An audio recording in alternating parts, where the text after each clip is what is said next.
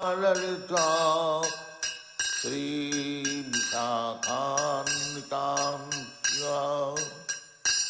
Hare Krishna, Hare Krishna, Krishna Krishna, Hare Hare, Hare Rama, Hare Rama, Rama Rama, Hare Hare, Hare Krishna, Hare Krishna, Krishna Krishna, Hare Hare, Hare Rama, Hare Rama, Rama Rama, Hare Hare, Hare Krishna, Hare Krishna, Krishna Krishna, Hare Hare, Hare Rama, Hare Rama, Rama Rama, Hare Hare, Hare Krishna, Hare Krishna, Krishna Krishna, Hare Hare, Hare Rama, Hare Rama, Rama Rama, Hare Hare, Hare Krishna, Hare Krishna, Krishna Krishna, Hare Hare, Hare Rama, Hare Rama, Rama Rama, Hare Hare, Hare Krishna, Hare Krishna, Krishna Krishna, Hare Hare, Hare Rama, Hare Rama, Rama Rama, Hare Hare, Bhaja Shri Krishna Chaitanya, Prabhu Nityananda, Shri Advaita Gadadhar, Srivasadi Gaur Bhakta Vrinda, Bhaja Shri Krishna Chaitanya, Prabhu Nityananda, Shri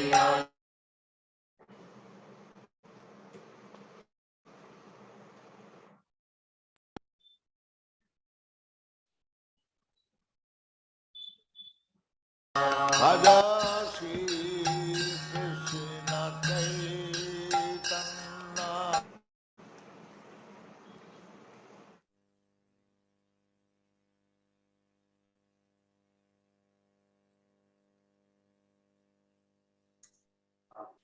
Now, anywhere you see a negative value, it means you are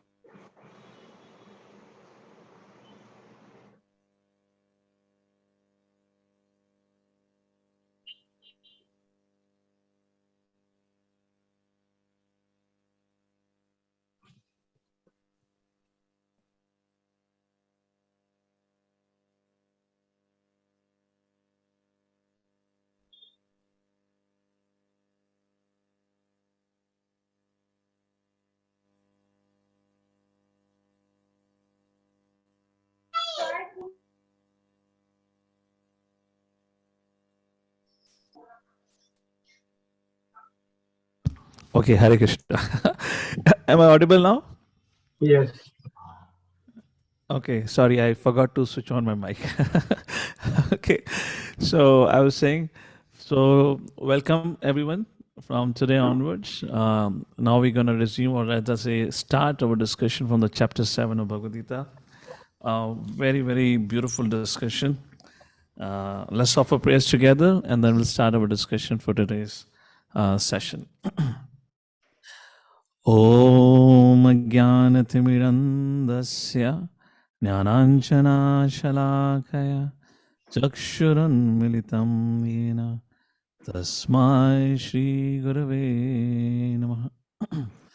नमो विष्णुपादाय कृष्णप्रेष्ठाय भूतले श्रीमते भक्तिवेदान्तस्वामिनिति नामिने नमस्ते सरस्वते देवे गौरवाणी प्रचारिणे निर्विशेषशून्यवादी पाश्यतादेशतारिणे नमो महावदन्याय कृष्णप्रेमपदायते कृष्णाय कृष्णचैतन्य नमने गौतसे नमः वञ्चकल्पातरुभ्यश्च कृपा सिन्धुभ्य एव च पतितानां पावनेभ्यो वैष्णवेभ्यो नमो नमः हे कृष्ण करुणा सिंधु दीनबंधु जगतपते गोपेश गोपिका कांत राधा कांत नमोस्तुते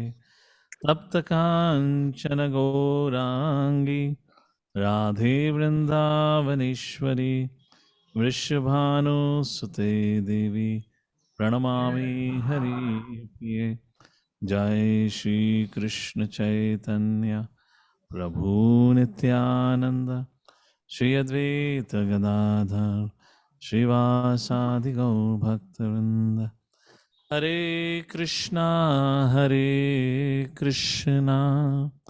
Krishna Krishna Hare Hare Hare Ram Ram Ram Hare Hare Hare Krishna. So once again, we welcome everyone for today's discussion. Let me just pull out my presentation here. So we're gonna start. Okay, this is a wrong presentation. Okay. All right. So we're gonna start our discussion from the 7th chapter of Bhagavad Gita,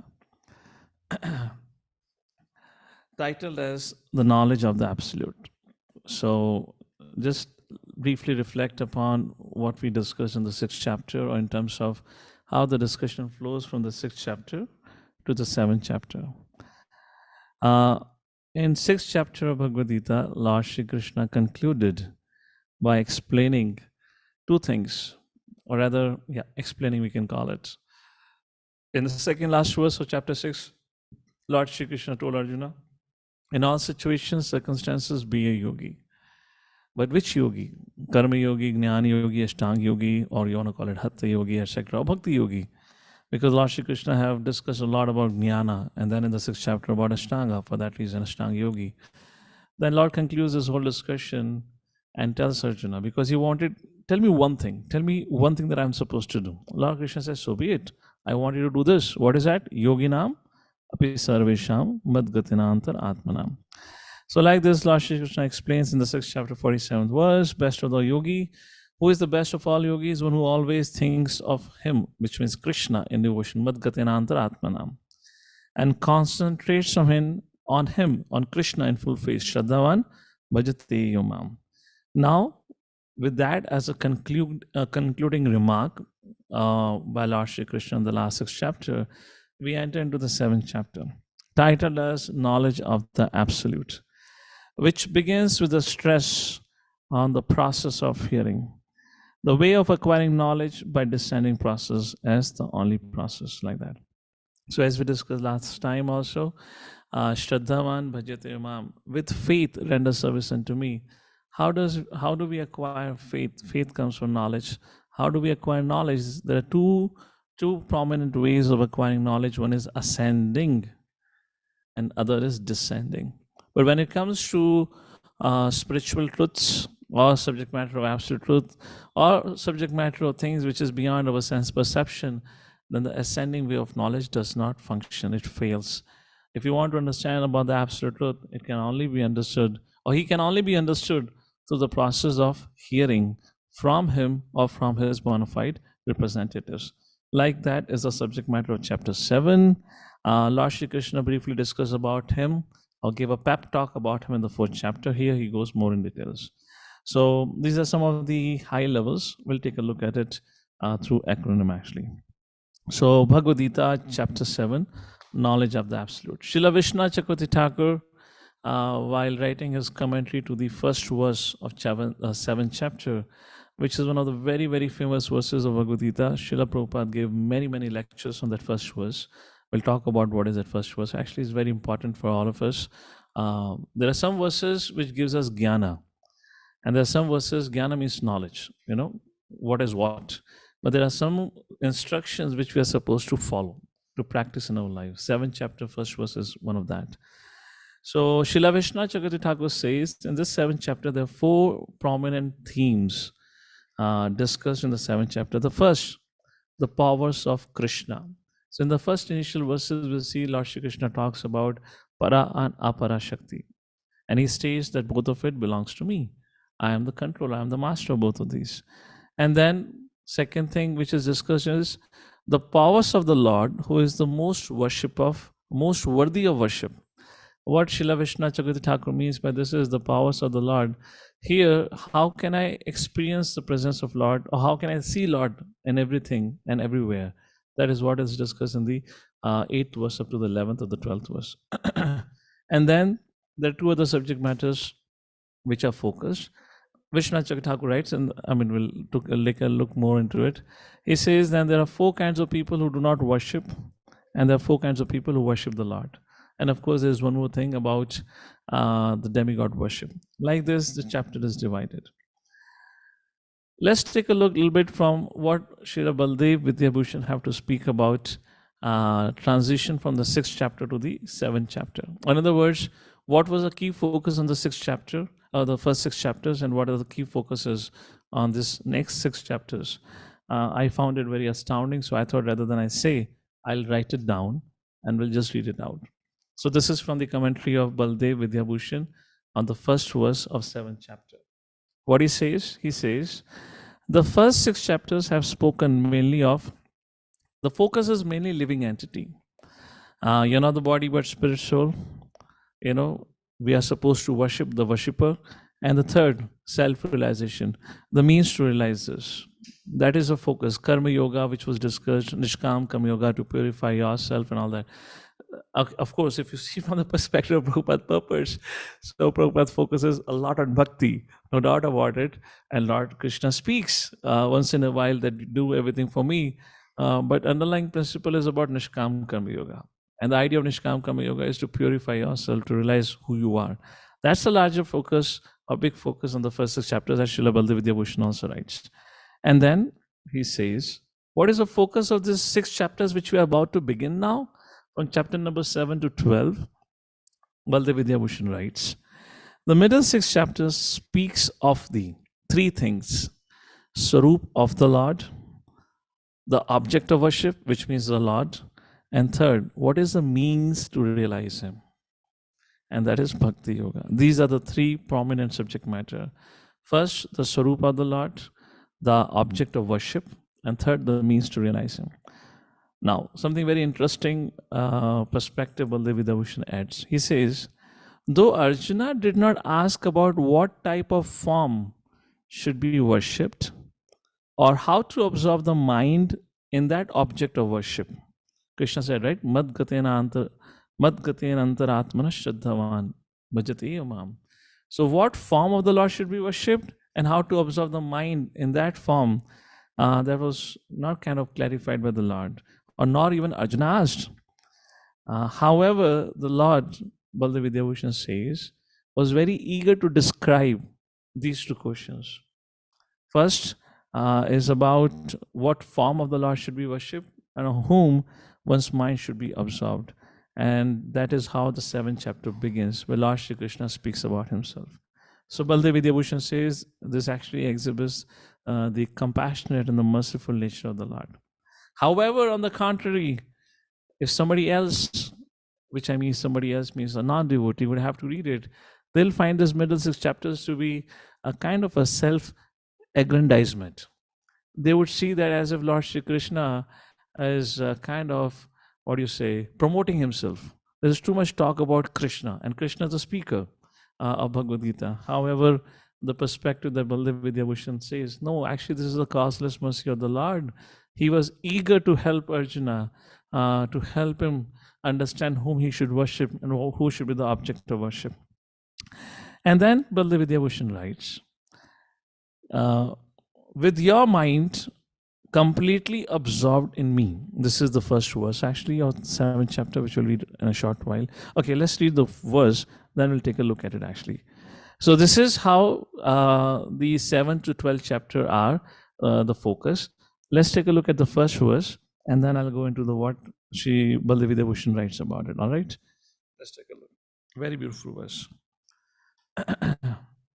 Shri Bhagavan Vacha Mai Asakta Mana Partha Yogam Yunjan Madashraya Asamshayam Samagram Mam Yatha Gnasyasi Tat Shranu.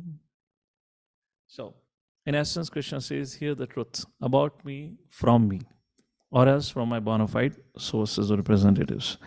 So Lord Shri Krishna says, Shri Bhagavan Uvacha, Mai, I, Asakta, attraction, attachment, Manha Partha, Mana means mind. If you want, oh Arjuna, if you want your mind to be attached to me, Yogam Yunjan, Mad Ashraya.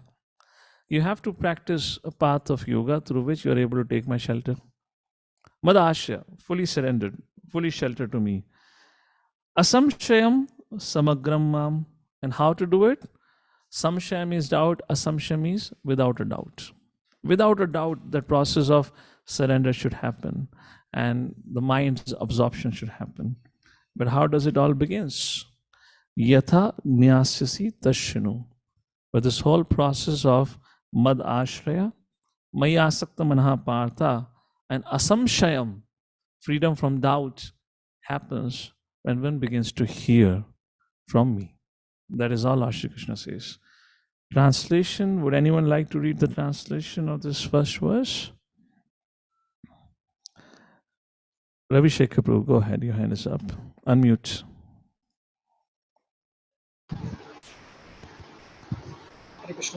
Wait a second, I can't hear, so my speaker is... correct. Go ahead, speak up now. Yes, Prabhuji. Yes, you have to be a little louder. Okay. The Supreme Personality of Godhead said, now here, O son of Pritha, how I Oh, Ravi practice Shekhar yoga Prabhu, not audible at all.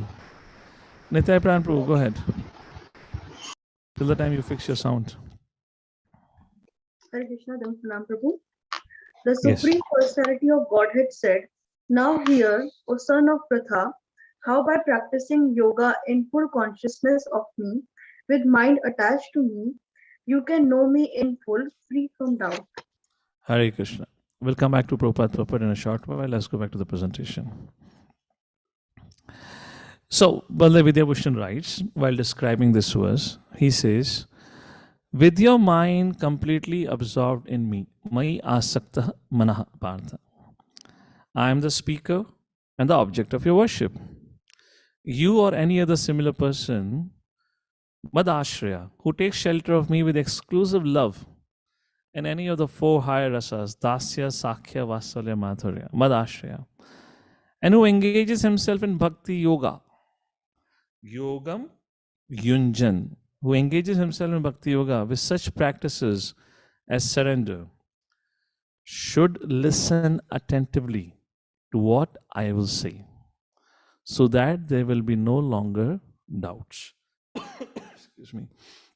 You will have no doubt that I alone am the supreme truth, being fully convinced of my supreme position, asamshayam, by which knowledge you will know me as the Lord of all, complete with my associates, my powers, and my place. That is the meaning of samagram. Samagram means everything, which means my paraphernalia, my place, my associates, everything. O son of Pratha. So we'll come back to this verse again. We'll reflect on it and look through the purport. But one of the very important things that Prabhupada highlights in the purport, we'll go through the purport in a short while, is about the process of hearing, the importance of hearing. So maybe we'll just spend some time, take a look on what Prabhupada explains on the subject matter of hearing, and then we'll again go back into the purport of this particular verse by Srila Prabhupada. So to begin with, just to give you a high-level understanding of this chapter, the acronym for this chapter is, or can be given as HEAD, hearing. The first three verses emphasizes, talks about the need to hear from the Absolute Truth. Then second, Lord everywhere. After the first three verses, Arjuna pondered, and Arjuna had a doubt in his mind, my dear Lord, if you are the cause of all causes, then how do I answer those people who ask me, can you show me God? So Krishna says in verse number 4 to 12, Arjuna, I'm present everywhere. And then he gives various ways. We'll see that, how we can perceive Lord everywhere. And then comes the third section, where Arjuna began to ponder, my dear Lord, if you're present everywhere, then why there is a wholesale denial of your existence? Then Krishna talks about the four kinds of people who accept, four kinds of people who do not accept him, and the four kinds of people who accept, they also have their own selfish interest, for which they come to me. And the second thing he talks about, that everyone is covered over by my material energy. Devi Yeshuganamai, the famous verse, comes in this section. And then finally, the last section, where Arjuna began to ponder, my dear Lord, you have been speaking only about you. The people surrender to you, people come to you, people don't come to you. But what about other devtas? What about them? What about worship to them? And that is the last section of this chapter, D for demigods, verse number 20 to 30. The worship of demigods, the worship of impersonal form of the Lord, all that is discussed. A very, very important chapter like that. So the very first section, H for hearing. The sum and substance of this section, of these first three verses, is accepting a higher authority opens up the new opportunities to understand the Absolute Truth. Or in other words, if you want to accept the Absolute Truth, it is only possible by the process of hearing. That's okay. We'll cancel it. That's okay. That's all right. It's only possible by the process of hearing. And that is why Lord Shri Krishna emphasizes. So here the application of this section is the rare understanding of Krishna and his energies is obtained. Why rare understanding? We'll see in this section where Krishna says, Manushyanam sahasreshu kashit gatati siddhahi. Among thousands, millions of humans, Manushyanam sahasreshu kashit gatati siddhahi. Hardly anyone attempts for perfection of life. And those who have attained perfection of life, hardly anyone, the rare one who have attained perfection of life, hardly anyone knows me in truth. Like that is being discussed in this particular section. So rare understanding of Krishna and his energies is obtained through proper hearing. Srila Prabhupada on an average approximately gave 29 classes on this particular verse to emphasize how hearing is very important and very vital. Now, for example, let's take a look, if we briefly kind of look back onto Srimad Bhagavatam, the importance of hearing. Parikshit Maharaj, when he was at the, he had only 7 days to live. What did he do? He took shelter of Sukdev Goswami and he heard to get cleared of any misgivings and any doubts. And when he met Sukdev Goswami, Parikshit Maharaj asked, what is the duty of a dying man? And what was the answer of Sukdev Goswami? Answer was also very interesting. He said, Tasmad Bharata Sarvatma. Tasmad, once again, therefore. What you should do, Parikshit Maharaj? Again, conclusive verse. Bhagavan Ishvaro Hari Shrotavya Kiti Tavyascha Smartavyas Ichchata Abhayam. Ichchata Abhayam. If you desire fearlessness, what you should do? Shrotavya, you should hear. Kitavyascha, you should chant. Smartavyas, you should remember who? Bhagavan Ishvaro Hari. Just by hearing every day, as Srimad Bhagavatam first canto mentions, just by hearing every day, we quote this verse every day almost. Nashta prayeshu bhadreshu. Prabhupada quotes in the purport of the first verse of the 7th chapter here also. Nashta prayeshu bhadreshu nityam bhagavata sevaya.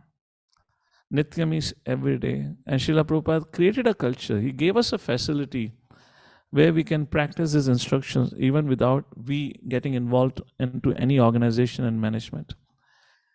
Now, there could be many, many phenomenal teachers. There could be many self-realized personalities, but not necessarily everyone can bring about the transformation in the heart of masses, as per to say, as Srila Prabhupada did it. Srila Prabhupada definitely self-realized, a pure devotee of the Lord, no doubt about it. Along with that, one of the greatest talent that Srila Prabhupada had, he also had organization skills and abilities.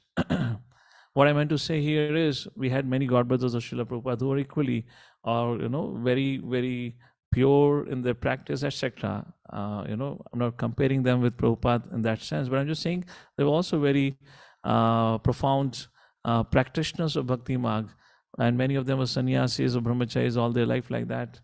But with Srila Prabhupada, he also had this great ability to organize, to make this whole bhakti process practical in day to day. Just like in Kartik Mas, we have Kartik Mas. There is a lot of buzz about Kartik Mas amongst devotees.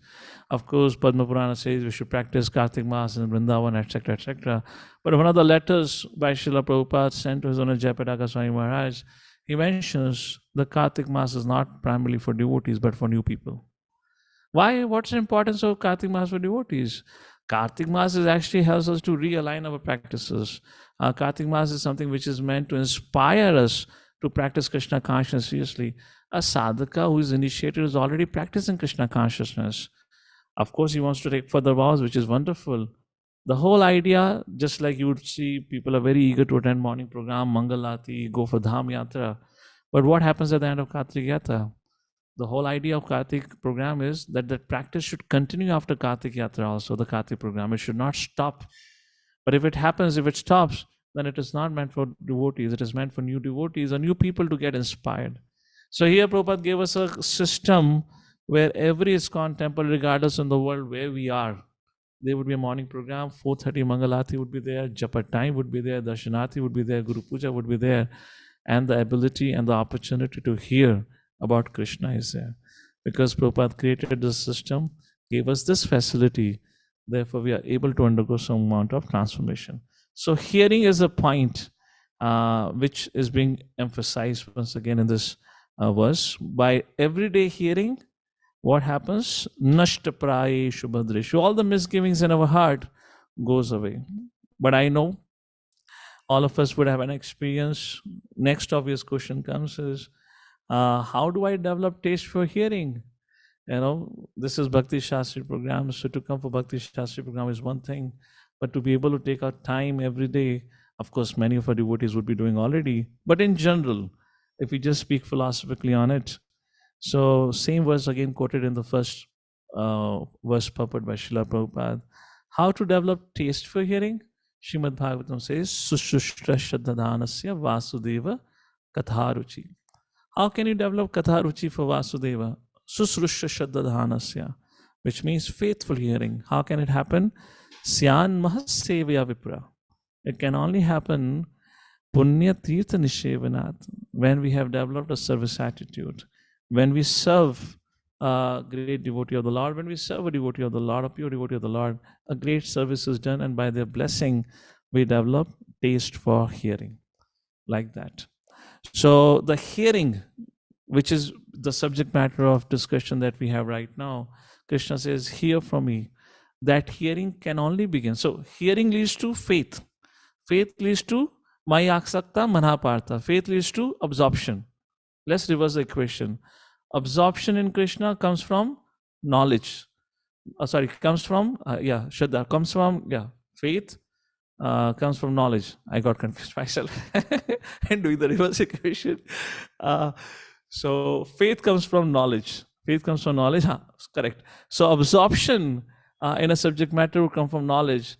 Reverse. I made a blunder, I guess. Reversing it. So faith comes from knowledge, and from that knowledge comes absorption. When we have faith in a subject matter, then only our absorption or attraction will develop. That's the point here. So vice versa. So how do we develop taste for hearing? Because knowledge will come from hearing. Hearing, the preliminary step for hearing, to be able to hear, that happens through seva. When we serve, accordingly we develop taste for hearing. From that we get knowledge. From that knowledge we develop faith. And through that faith we develop attraction or absorption in the Supreme Personality of Godhead. Well, this is still not complete process. How many of us have an experience? We hear a lot, and we forget a lot. We hear a lot, we forget a lot, and sometimes it becomes a vicious cycle. How many of you agree with this? That some of us are those who hear almost every day. And if you're able to hear, of course, I'm not saying everyone has to apply this. I'm just trying to complete the equation here. We try to hear every day, which is our fortunate situation. You know, what is that, Prabhuji? Vaikuntapati Prabhu. Can you please repeat faith? Faith comes from knowledge. Shraddha comes from knowledge. And knowledge comes from hearing. That is the subject matter here. So, what was I saying? So, if I have to tell you, seva, when we render seva, as we saw the verse, when we render seva, then we develop Shushrusha Shraddhathanasya Vasudeva Katharuchi. From service attitude, we receive the blessing wherein we develop a taste for hearing. Through the process of hearing, Tashnu, what happens? We develop knowledge. And through that knowledge about the supreme truth or absolute truth, what happens? Mai asakta manapata, our mind gets absorbed in the Supreme Personality of Godhead. So it all begins with hearing, and hearing begins with service. So great, you're doing seva. Prabhupada created a lot of service facility for all of us. We are hearing as an outcome of that. That is also done. But the third thing is probably not happening. The absorption is not happening right now. Is that fact or no? Maybe little, somewhat. Well, why are we not getting that desired result? So knowledge, we have got it. How many of you have an experience when we eat a lot, but when there is no digestion, it leads to indigestion, right? Similarly, when we hear a lot, we become a good speaker also in sharing and speaking about it. But while doing so also, how many of us, if in case we had been preaching or speaking about, once in a while felt emptiness? Arey, main sabko bol raha hu, main kuch kar nahi raha hu. I'm only speaking to others. It seems like I'm not doing anything.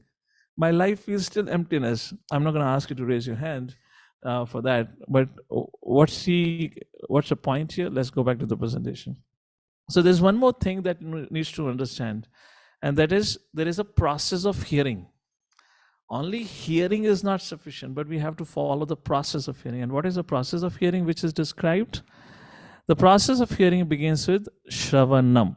Shravanam means to regularly hear. It is like collecting information. To give you an example, a gross example, is just like bringing the food to your mouth. That is what called as Shravanam, which is being described as Tat Shrunu. But that's not the end. This is a beginning step. That's a step number 1. And then comes step number 2. That is called as Mananam. Mananam means recollection. Mananam means to recall and reflect. As all of you are part of this Bhakti Shastri program, so you have been provided with this opportunity to do Mananam. How? You will have exam. You'll have OBA questions which you have to write. This has to be taken very seriously because that helps us to take our Shravanam to the next level, where now we can think and contemplate. It is something like Shravanam is bringing food to the mouth. Mananam is like chewing the food. Now you're chewing the food. That is what Mananam. Like we are creating quizzes, on your student portal, you'll find those quizzes. Why we are spending so much time in creating those quizzes, uploading it, so that you get an opportunity to reflect and recall what you have learned. But this is not the end of the process. Then comes the third step, that is called as Nidhi Dhyasanam. Nidhi Dhyasanam is to contemplate on it in terms of how to apply what I have learned in my life. If that doesn't happen, our hearing process is incomplete. Gradually, hearing will lead to indigestion where we'll feel fed up. What's going on? I don't feel any transformation myself. I still feel empty within myself. It's just like we are eating, but there's no digestion happening.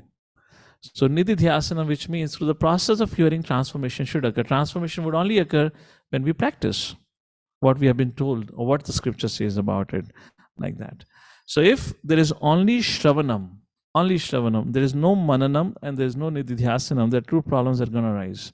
First is a problem of information overdose, which is like indigestion, and which information overdose can also lead to pride. We may become a great speaker, we may quote many things, we may learn many shlokas, and we may impress people, and our false ego can really get bloated because of it. And second thing, the problem with only hearing but not applying in life or not contemplating on it is a person still remains satisfied, like that. So, in summary, 7th chapter, verse number 1 says, Mai asakta manhapartha. If you want to absorb yourself on Krishna, means your mind on Krishna, then tatshunu. Hear about Krishna from Krishna or from his representatives. From hearing, what happens? We get knowledge. From knowledge comes faith. Knowledge gives us faith on the process or on the object about whom we are hearing. And from that faith comes remembrance. Can any one of you think of any example where this process was followed? And for that person, Mai Asakta Manhapartha became factual, where it all began with hearing and ended with remembrance, absorption in Krishna. Any examples? Parikshit Maharaj. Somehow, why I have a little less sound at my end? 1 second. Yes. Somebody said Parikshit Maharaj, right? Yes. Parikshit Maharaj. Parikshit Maharaj, all Prahlad. right. Prahlad Maharaj.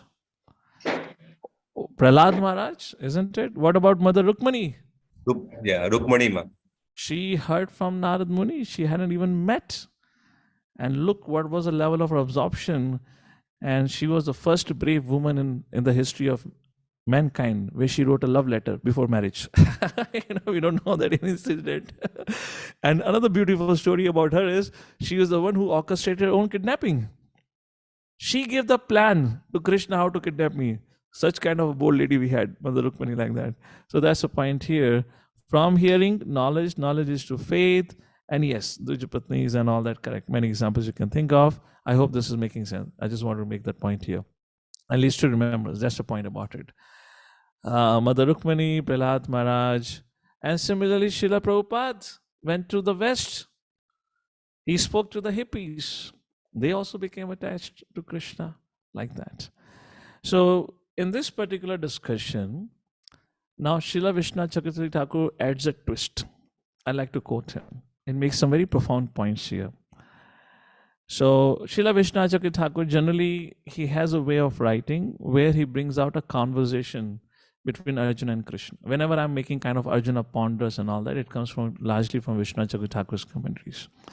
So Vishnu Chakravarti Thakur, while describing or explaining this verse, the first verse which we're discussing, there he says that Arjuna pondered. What he pondered? Arjuna said to Krishna, my dear Lord, in your statement at the end of the last chapter, which means the previous verse, Yoginam api sarvesham, I have understood that you are indicating the unique quality of your own devotee who observes mind in you. Mad gatinantar atmana. And also his faith in you. Shadavan bhajate yavam. Now Arjuna raises a question. But what type of devotee is he? One would expect, this is an assumption, that one would expect that that devotee is qualified with knowledge and realization.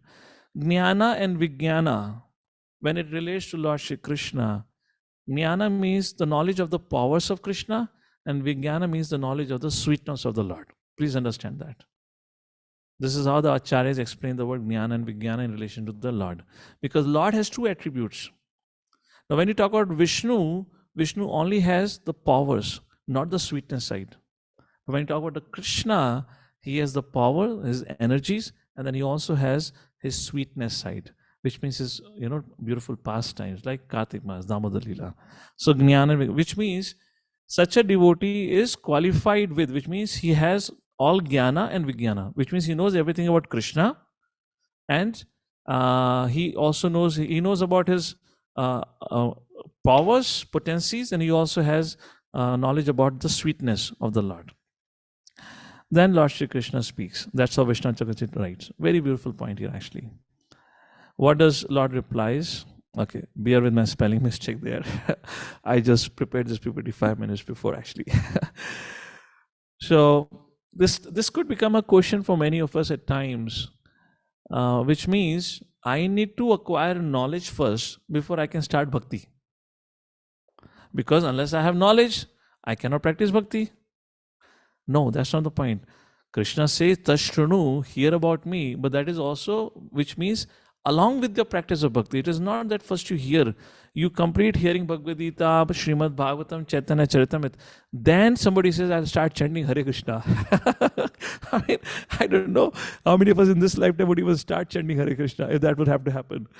So Krishna says no. So Vishnu Thakur writes, realization will occur gradually in proportion to the intensity of the worship. Bhakti pareshanubhavo virakti. Bhakti means devotion. Pareshanubhava means realization of the Lord, experience of the Supreme Lord. And virakti means detachment. Anyatra chaisa trika eka kahalaha. These three things occur simultaneously for one who has taken the shelter of the Lord. Just like we have verse Vasudeva Bhagavati Bhakti Yoga Prayojita Jnanam. What is that? No. Vasudeva Bhagavati Bhakti Yoga Prayojita. Jnanam Vijnanam Seta Ajnatva Mokshe Se Shubha. No, that's not the verse. That's not the verse. The point here is Jnana and Vairagya, by the causeless mercy. It all happens by the causeless mercy of the Lord. We don't have to endeavor. So Bhakti Yoga Prayojita, who is engaged in the bhakti of the Lord Vasudeva, Gnanam Chayat Ahitukam Vairagya Cha, something like that. I'm sorry, I'm missing the verse. It's a very famous verse. So Jnanam Vairagya happens by the causeless mercy of the Lord. Something like that is being quoted here also by Srila Vishwanath Chakravarti Thakur, like that. What is the translation? Here's the translation. Devotion, direct experience of the Lord, and detachment from other things, these three occur simultaneously. And he gives an analogy. If you see the last two lines, Tushti Pushti Shud Apayo Anughasam. When one eats food, then he gets what he gets. He gets relief from hunger, and he gets pleasure, he gets nourishment, and he gets relief from hunger simultaneously together. It's not that it happens one by one. And increasingly with each bite for a person engaged in eating. So we don't have to wait. We don't have to misconstrue this verse, considering that, okay, first of all, let me learn about the Lord. When I've read all the scriptures, then I'll start bhakti. No. You take to the bhakti, to the proportion of your surrender, realization of the absolute truth would be revealed. That is how Vishnu Chakravarti Thakur addresses this point to clarify if somebody may have a doubt that unless I understand everything about the Lord, I would not start bhakti. How many of you, by the way, has an experience while preaching? People says, unless I understand everything about the Lord, unless I experience the bliss in chanting, I will not chant. Or unless I know everything about the Lord, I cannot start the process of bhakti. Some of you would have an experience. I do have many experiences like this. People challenge like that. Fine. So this was about the first verse. Trust me, I'm not going to go into details like this for all the verses. We can quickly take a look at the purport by Srila Prabhupada. I've covered most of it actually in the purport. Prabhupada focuses largely on the glories of hearing, and then Prabhupada quotes from the first canto, second chapter, those verses which we already discussed like that. Last line of the purport. Therefore, only by hearing from Krishna or from his devotee in Krishna consciousness can one understand the science of Krishna. And now comes a very, very beautiful shloka. Another very beautiful shloka. And shloka is, second shloka Krishna says, Jnanam teham savijnanam idam vakshamya sheshataha. Jnanam, how this verse has been translated by Acharyas. Jnanam refers to the powers of the Lord. Teham savijnanam, and vijnanam, the realization, Prabhupada translates as phenomenal and numinous knowledge. Phenomenal means knowledge of this world, numinous knowledge is like knowledge of the spiritual world in that sense. Jnanam te aham savijnanam. Vijnanam about the Lord means his sweetness. Idam vaksham yasheshataha. I am explaining you, hear from me. Yaj jnanatva neha bhuyo anyaj. Anyaj means nothing else. Knowing this jnana, there is nothing else for you to learn. Jnanatyam avashishyate. Nothing else to be acquired after understanding this jnana and vijnana, which I am about to explain to you. Please read out the translation. Madan Sundar, your hand is up. Go ahead. Yes, you're unmuted. Please read. I shall now declare unto you in full this knowledge, both phenomenal and numerous. This being known, nothing further shall remain for you to know. Correct. So, what does this knowledge means that Krishna is speaking about? The knowledge means to know matter, spirit, and the source of both. That is the meaning of here, and Acharya explained that in terms of the powers of the Lord and His sweetness, like that. Now, text number 3. Who is qualified to receive such a knowledge? Or, in other words, how rare is to know Krishna is being discussed in the third shloka of 7th chapter. Manushyanam sahasreshu kashit yatati siddhi. Kashit means rarely, Kashit yatati siddhi yatatam. Yatatam. If api siddhanam, if there is one siddha among hundreds and thousands of men who aspire, and among them is one becomes siddha. Kashin mam veti tatvataha. Kashin, again, very rare. Mam, which means me, veti means to know, tatvata, knows in truth. Very, very rare it is. Rare amongst not common masses, rare amongst the siddhas, that they may know me. Like that, Lord Shri Krishna speaks here. Madharati Manjri, your hand is up. Please read out the translation. Hare Krishna, Prabhuji, please accept my humble obeisances. Translation by Srila Prabhupada, Jai Srila Prabhupada. Out of many thousands among men, one may endeavor for perfection, and of those who have achieved perfection, hardly one knows me in truth. Thank you. So this is what Prabhupada writes in the beginning of the purport also. Prabhupada says there are various grades of men, and out of many such thousands, one may be interested in transcendental realization, which means to know the self, Atma Gyan. And in that, generally mankind is simply engaged in the animal propensities of ahar, nitra, bhaya, maitram, like that Prabhupada talks about it. And then comes a very beautiful part in the purport actually. Mother, please read the second paragraph. Krishna is the supreme personality of Godhead. Prabhupada makes a point how and why non-devotee cannot know Krishna. Please read out. Krishna is the supreme personality of Godhead, the cause of all causes, the primeval Lord Govinda, Ishvara Parama Krishna, Satchidananda Vigraha, Anadiradir Govinda, Sarva Karana Karanam. It is very difficult for the non-devotees to know him. Although non-devotees declare that the path of bhakti or devotional service is very easy, they cannot practice it. If the path of bhakti is so easy as the non-devotee class of men proclaim, then why do they take up the difficult path? Actually, the path of bhakti is not easy. The so-called path of bhakti practiced by unauthorized persons without knowledge of bhakti may be easy, but when it is practiced factually, according to the rules and regulations, the speculative scholars and philosophers fall away from the path. Srila Rupa Goswami writes in his Bhakti Rasamrit Sindhu 1.2.101 Shruti Smriti Puranadi Pancharatra Vidhim Vina Aikantiki Harer Bhaktir Utpatyeva Kalpate. Devotional service of the Lord that ignores the authorized Vedic literatures like the Upanishads, Puranas, and Narada Pancharatra is simply an unnecessary disturbance in society. Hare Krishna. Thank you, Prabhuji. So Prabhupada purpose continues here, and in essence, Prabhupada draws a conclusion here. Only devotees of the Lord, which means those who are engaged, Bhaktyamam Abhijanati. Prabhupada will often quote this verse from the 18th chapter. Only those who are engaged in serving Lord in a favorable mood, with an intention to serve and please the Lord, only they are qualified to know Lord. And of course, what we mean by these devotees, which means they're serving under the bona fide authority and guidance like that. So like this, in first 3 shlokas, Lord Shri Krishna speaks about, first you want to know about me, then you have to hear, so that your mind can get absorbed.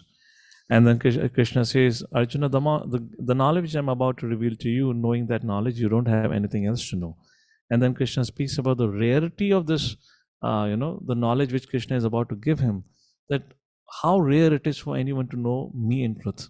And I'm about to reveal to you like that. So like this, after this discussion happens, then Arjuna ponders. He says, my dear Lord, you're the Supreme Personality Godhead. All agreed, all fine with me.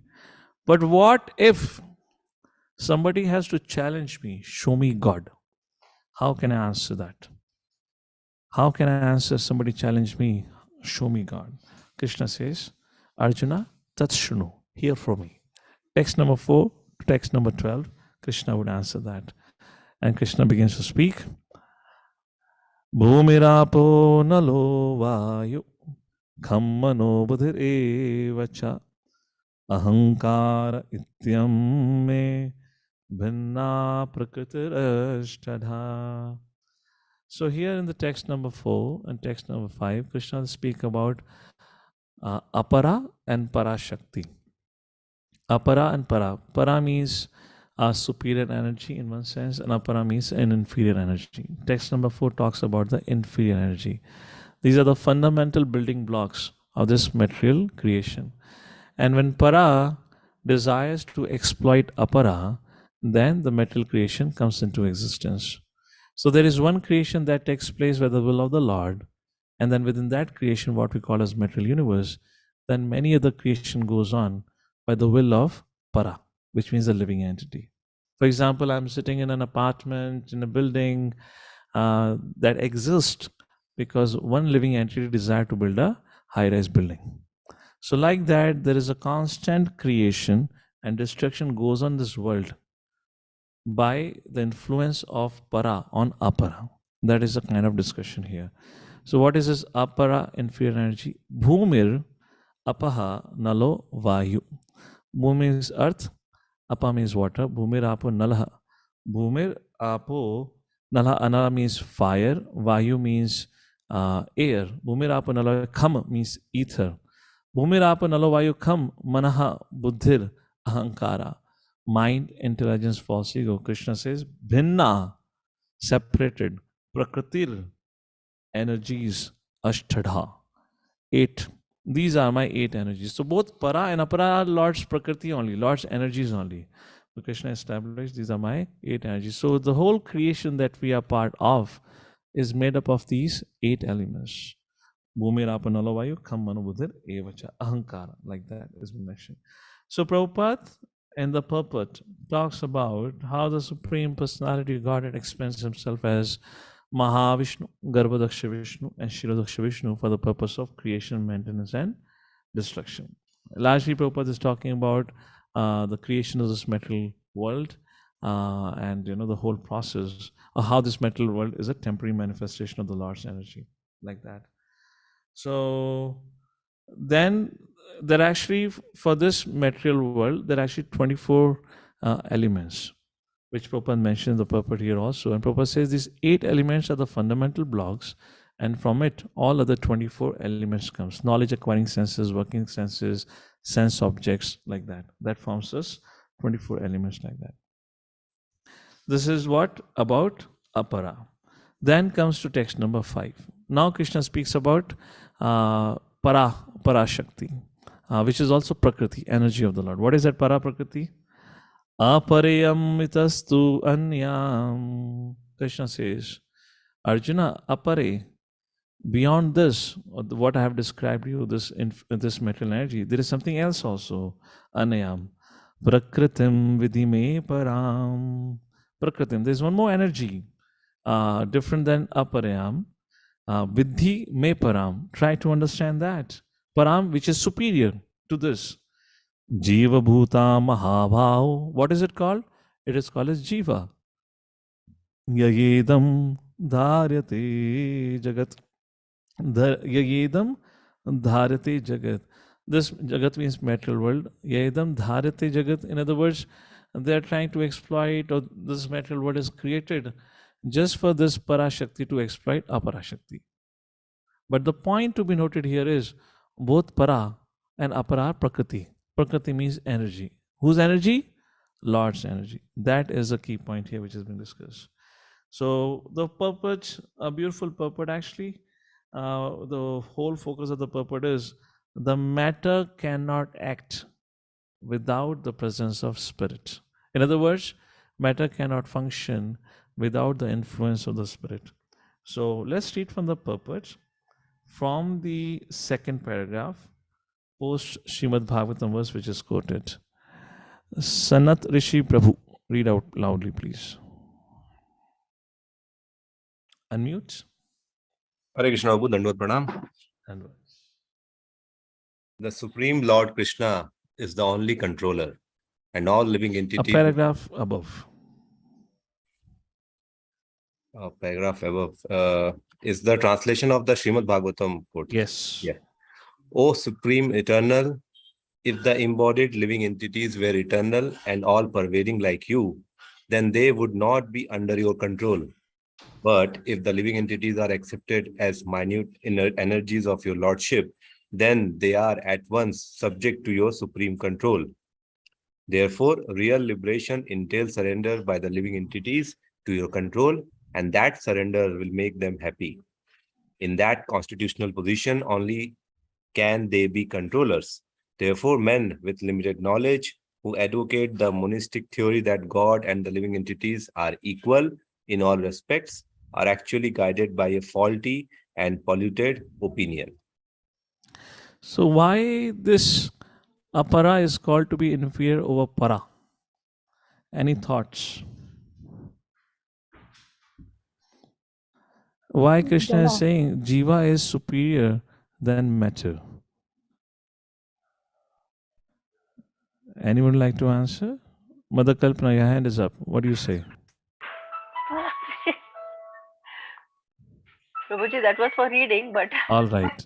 You want to say something? You can still say. That's okay. Matter is dead.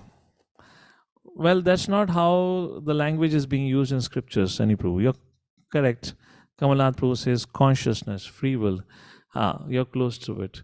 The difference between para and apara is one is conscious, other is unconscious. Of course, Sunny Prabhu, you're correct with that way. You can say one is dead and alive, but generally that's not the vocabulary used here. So Baldev Vidyabhushan writes, why Prakriti, Jiva is said to be a superior Prakriti? Because it is conscious, and thus it becomes the enjoyer of the inferior Prakriti. And that is what is the reason for its superiority. And this conscious Prakriti, which is Jiva, it accepts this universe, enters into this material world for his own enjoyment.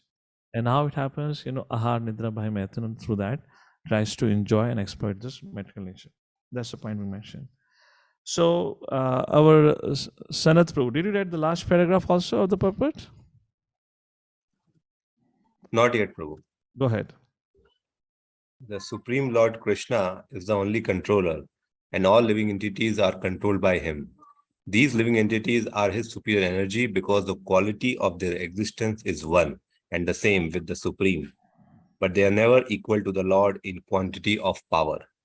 While exploiting the gross and subtle inferior energy, matter, the superior energy, which is the living entity, forgets his real spiritual mind and intelligence. This forgetfulness is due to the influence of matter upon the living entity. Very interesting. Very interesting. I love this particular line.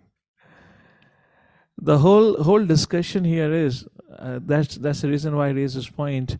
Why matter is said to be inferior to Jiva. But what Prabhupada is writing is kind of a little opposite to that. If you see, Prabhupada says this forgetfulness is due to the influence of matter upon the living entity. Actually, living entity influences the matter, but now matter ends up influencing the living entity. And that is a fact. And it arises because of aham mameti. Just like phone or the smartphone is a utility. But at the end of the day, we get utilized by the smartphone. Yes or no? That is what it means here. Smartphone is meant to be a utility for our usage. But today, a living entity gets utilized by that smartphone. Similarly, the living entity entered this world to enjoy this apara shakti of the Lord, Prakriti, but he gets entwined into it, or he ends up becoming entangled into it and subjugated to it. That's the whole thing. That's the whole point here. Please continue reading. I hope this makes sense. The forgetfulness is due to that. Therefore, this whole Forgetfulness due to the influence of the matter upon the living entity. Therefore, if you see this whole idea of sacrifices, vrata, and everything for what? We try to detach ourselves. For example, this Kartik Mass is going on. I was reading one conversation between Prabhupada and one of his disciples, where a disciple asked Prabhupada, Prabhupada, we have heard in Kartik Mass there's a great glories of Urjavrat. We talk about Urjavrat, so how should we follow that? Prabhupada said, oh, that very simple. You chant 24 hours, 30 days in a month. That is what called as this Urjavrat. So Prabhupada began to laugh. The devotee said, Prabhupada, this is not possible. Prabhupada said, if you want to follow that vow, it means no sleeping, no mating, no defining, no eating. For next 1 month, you should fast entirely. And then he said, Prabhupada, that is not possible. Prabhupada said, yes, therefore, just chant your rounds, do your seva. That is okay. Don't get caught up with all to these details of it. So why these all vratas and sacrifices are just prescribed for, any spiritualist or any practitioner to do it? It's just to get rid of this influence of matter on us, to detach ourselves from the bodily consciousness. So all the sacrifice, all the vrata that we have in our tradition, I don't want to speak about Karva Chauth that happened recently or different vrata that happen. They're not sentiments. There is a sentiment involved into it, but there's more than that sentiment actually. Today, because of lack of knowledge, we may not understand the depth of it, and we take it more as a ritual than the spiritual content for it. But the whole idea is to rise above our attachment and our absorption in matter and change that to Krishna consciousness. Just like, I'll make one example and move forward. Nirjala Ekadashi, for example, let's say the day of Janmashtami. Okay, let's talk about Nirjala Ekadashi first of all. To be really able to follow Nirjala Ekadashi, all of us would have an experience at our physical strength level. We really require, we need to really probably chant more rounds or observe our mind more in Krishna for that reason. It becomes very difficult otherwise to fast. How many have that experience? Unless you're chanting more rounds, observing more mind, or hearing more for longer hours, it becomes very difficult to practice Nirjala Ekadashi. Now, the second part of this equation. Let's say the half of the day have passed, and let's say it's almost hitting in the evening. How many have an experience? Now your attraction for matter have reduced a lot. Now your attraction for matter have reduced a lot. How many have that experience? Agreed? That's the whole idea and the importance of vrata. Because maybe we are not used to it in the beginning, it seems to be an austerity. But when we have done that fasting, by the evening time, we are so tired, mind is so exhausted. It doesn't find the joy and happiness in sense gratification. It doesn't work out like that. I don't think so. Anyone on the day of Nirjala Ekadashi would have the strength and courage to go and watch a 3-hour movie in a theater. Maybe it's a different thing on a different day. At least not Nirjala Ekadashi.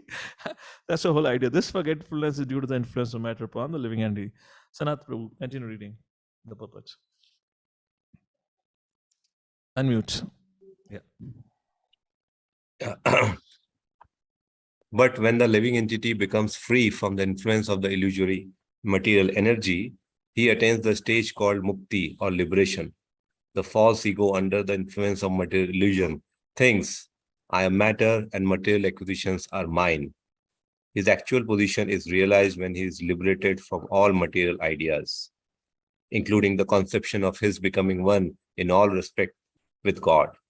Therefore, one may conclude that the Gita confirms the living entity to be only one of the multi-energies of Krishna. And when this energy is freed from material contamination, it becomes fully Krishna conscious or liberated.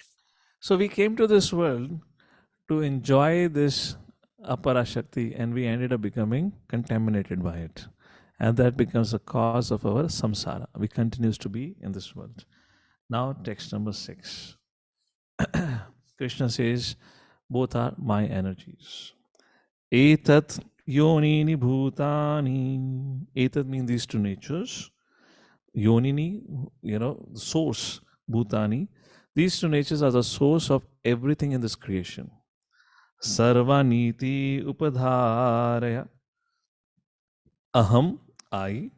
Krishnasya jagataha. Prabhava pralayastataha. So, etad yonini bhutani, these two, prakriti apara and para prakriti of the Lord, yonini bhutani sarvaniti upadharaya, are the cause of everything in this creation, or everything in this creation have the source in these two natures. And of all that is material and all that is spiritual in this world, know for certain that I am the origin and I am the dissolution. Pravaha, pralayastata. I am the controller and master of both these two energies. Like that. In other words, Krishna says, in this universe, everything that you see has a source in this para and apara shakti, which means everything is nothing but a product of matter and spirit. And that matter and spirit is nothing but my energy. That way, Krishna, in one way, in this way, I mean, if you look at this way, is the controller of this whole creation. Prabhupada in the middle of the purport, right? Therefore, spirit and matter, which combine to manifest this gigantic universal form, are originally two energies of the Lord. And consequently, the Lord is the original cause of everything. A fragmental part and parcel of the Lord, namely the living entities, may be the cause of a big skyscraper, a big factory, or even a big city, but he cannot be the cause of the big universe. The cause of the big universe is the big soul or the super soul, and Krishna, the Supreme, is the cause of both the big and the small souls. Therefore, he is the original cause of all causes. Prabhupada quotes from Katha Upanishad, Nityo Nityanam Chetanas Chetanam. And text number 7, Lord Shri Krishna reaffirms by saying that I am the cause of all causes.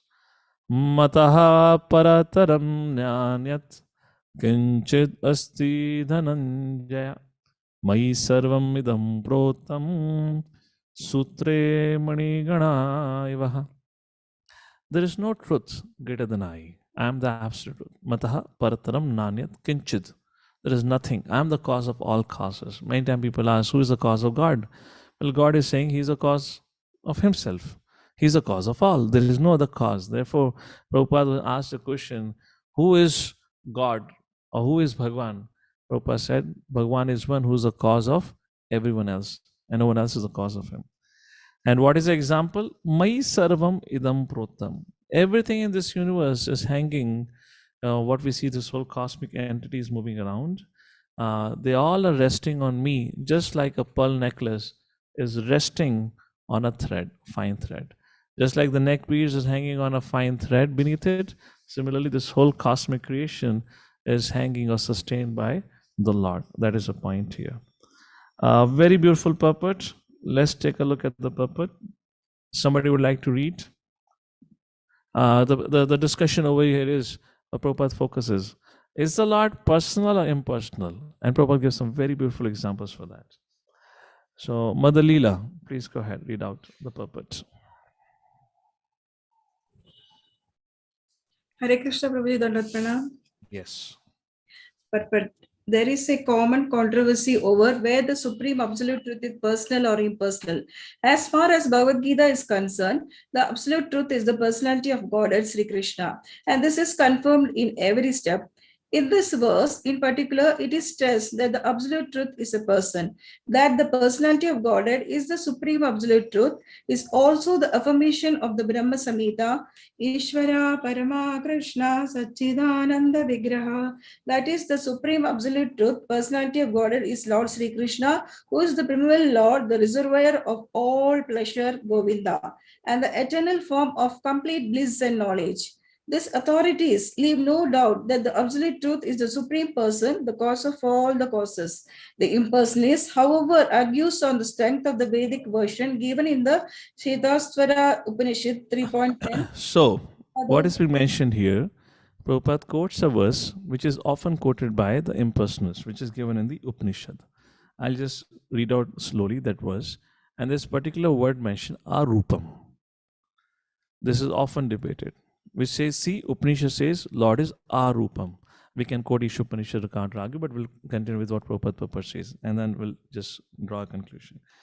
Tato yad uttarattaram tad arupam anamayam yad etad vidur amrataste bhavanti athatere dukham eva piyanti.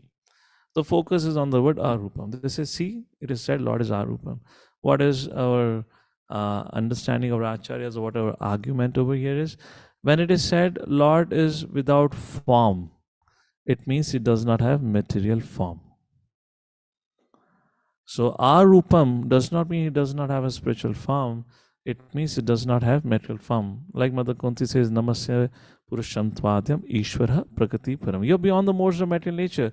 All of us have a rupa. Our rupa has come because of Prakriti. So when Krishna is said arupam, when the Lord is said arupam, which means he has no influence of Prakriti, he is beyond the influence of Prakriti. That even Mother Kunti is saying. So that is how Prabhupada builds up the discussion. Please read out ahead. In the material Read from the next paragraph, the impersonalist. The impersonalist puts more stress on the word arupam, but this arupam is not impersonal. It indicates the transcendental form of eternity, bliss, and knowledge as described in the Brahma Samhita quoted above. Other verses in the Chetasthara. So there are other verses which Prabhupada quotes, which talks about the same thing, what is being discussed in 7th verse. No one can deliver or no one can receive freedom from this material world unless without the blessing of the Lord, and there is no truth. The second verse, Yasmat paranaparam asti kanchid, is same as Matha paratam nanyat. There is no truth superior to me. Prabhupada is quoting those two shlokas, saying that, see, even the Upanishad is talking about it. And then it is mentioned, Yasman na anyo na jayo asti kinchit. So he is smaller than the smaller, anyo, and he is the greater than the greatest. He is situated as a silent tree. That's the meaning is given like that. So Prabhupada concludes. Please the last paragraph, the conclusion. There is no truth superior to that supreme person because he is the supermost. He is smaller than the smallest and is greater than the greatest. He is situated as a silent tree and he illumines the transcendental sky. And as a tree spreads its roots, he spreads its extensive energies. From these verses, one concludes that the supreme absolute truth is the supreme personality of Godhead and who is all pervading by his multi-energies, both material and spiritual. Hare Krishna. Thank you, Prabhuji. So this was more on a philosophical and knowledge side, and something more on a practical side. I like to reiterate the verse again. Krishna says, Mataha parataram nanyat kinchidasti dhananjaya. There is no truth greater than I. And then Krishna says, Mai sarvam idam protram sutre maniganaiva. I am the shelter of everything. Everything rests upon me. Which establishes a very important principle, and that is, as long as in anything and everything, let's say our relationships, everything that we do, if it is sheltered or based on a spiritual principle, just 2 minutes, I'm breaking into it. Not breaking into 2 minutes. Everything, come in. Everything, what was I saying? This verse says, because Krishna is the shelter of everything. So anything and everything that we do, let's say relationship, the job, everything that we do in our life, if it is based and sheltered on spiritual principle, then it results into auspiciousness. But if there is no spiritual principle guiding it, if Krishna is missing from anything that we do, because Krishna is the shelter of the whole, that's what is mentioned, is the shelter of everything. If Krishna is missing, then everything falls apart. And what it leads to? Hopelessness. So there are many motivational speakers guiding people to turn hopelessness into hope and all that. Ultimately, they also end up hopeless. And most of the motivational speakers became motivational speakers because they were hopeless in their life. You look at the lives of many of these people, they went through failure after failure after failure. Suddenly, someday they became famous because of whatever luck you want to call it, whatever they had it. But this is the point. And we all have an experience in our life when we brought spiritual principle or spiritual angle in our life. In the decisions that we make, in our relationships, everything began to harmonize. Everything became auspicious. So as we bring Krishna in our life, recognize Krishna as a shelter of everything that we do, shelter of our life, the life becomes auspicious. That is a practical indication this verse. With that, I'll pause for a break. It's 1:15. We'll take a 10 minutes short break. We'll come back. We read some more verses. And then in case if you have any question answer, we'll take question answers. All right? Jagadru Srila Prabhupada Ki Jai. Hare Krishna.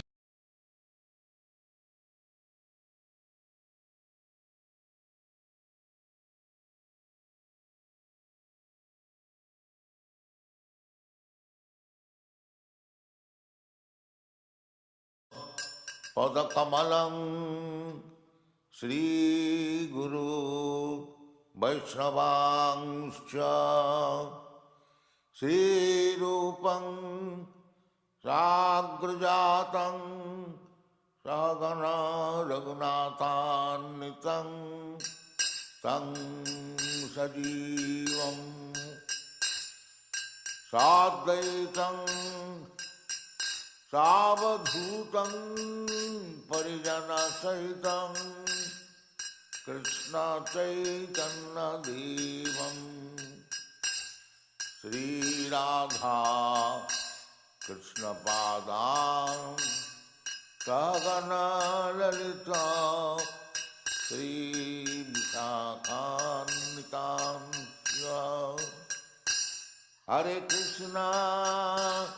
Hare Krishna Krishna Krishna Hare Hare Hare Rama Rama Rama Hare Hare Hare Krishna Krishna Krishna Hare Hare Hare Rama Rama Rama Hare Hare Hare Krishna Krishna Krishna Hare Hare Hare Rama Rama Rama Hare Hare Hare Krishna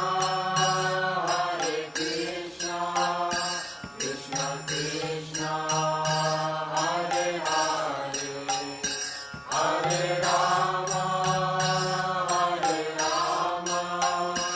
Rama Rama Hare Hare Hare Krishna Krishna Krishna Hare Hare Hare Rama Rama Rama Hare Hare Hare Krishna Krishna Krishna Hare Hare Hare Rama Rama Rama Hare Hare Bhaja Shri Krishna Chaitanya Prabhu Nityananda Shri Advaita Gadadhar Srivasadi Gaur Bhakta Vrinda Bhaja Shri Krishna Chaitanya Prabhu Nityananda Shri Advaita Gadadhar Srivasadi Gaur Bhakta Vrinda Bhaja Shri Krishna Chaitanya Prabhu Nityananda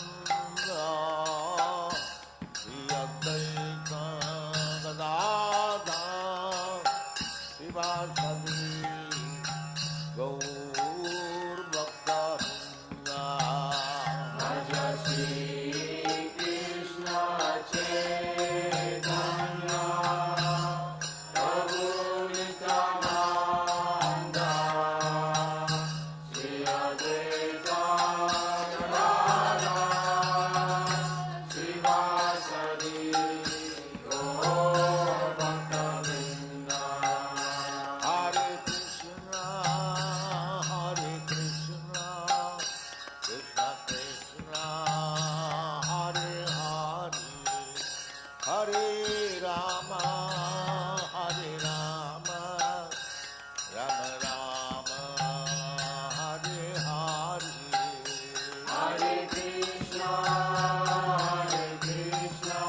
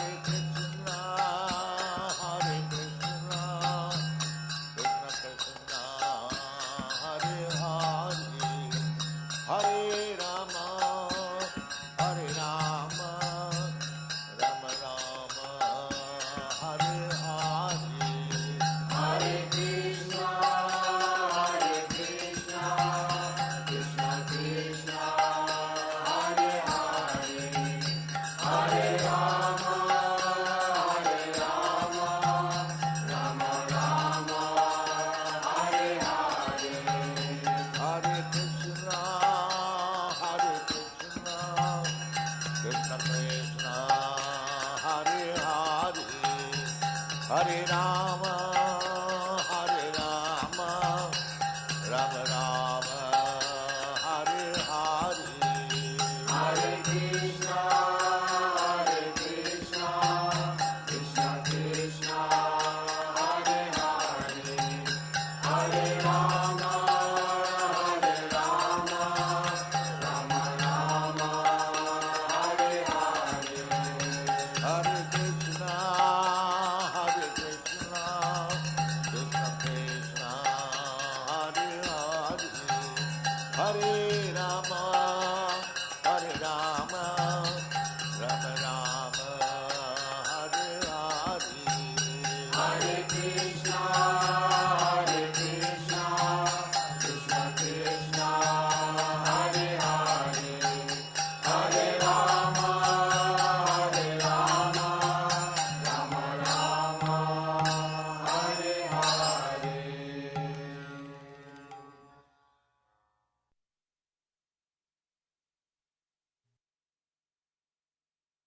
Vandeham Sri Guru Sri Juta Padakamalam Sri Guru Vaishnavangscha Sri Rupam Sagrajatam Sagana Raghunathan Tang Sajivam Sadvaitam Savadhutam Parijana Sahitam Krishna Chaitanya Devam Sri Radha Krishna Padam Sagana Lalita Sri Vikakanitam Hare Krishna, Krishna Krishna, Hare Hare, Hare Rama, Rama Rama, Hare Hare, Hare Krishna, Krishna Krishna, Hare Hare, Hare Rama, Rama Rama, Hare Hare, Hare Krishna, Krishna Krishna, Hare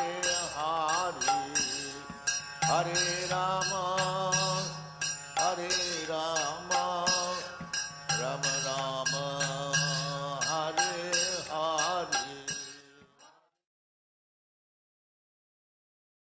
Hare Krishna. Oh, Garanga. Hare Krishna, Krishna Krishna, Hare Hare, Hare Ram, Ram Ram, Hare Hare. So, knowledge of the absolute. Discussion going on here is, yes, the second part of this chapter, acronym E for everywhere, text number 4 to 12, that's what we are discussing. Krishna is a source of both para, apara, and understanding this will enable us to see Krishna everywhere. That's the whole subject matter. So knowledge of the absolute, 7.4 material energy, 7.5 jiva, and 6 and 7 as we just read. Krishna says, I am the cause of everything. I am the source of everything. I am the Supreme Lord. Gross element, earth, water, fire, air, ether, mind, intelligence, and false ego, and the spirit soul. So above 8 are apara, and jivatma is para. And everything is governed by Paramatma, super soul, like that. So I'll not go into this whole chart. This is, okay, we can take a look at it.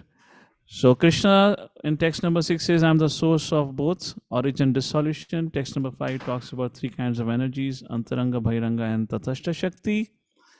Antaranga Shakti has 3 potencies, Sat, Chit, Ananda.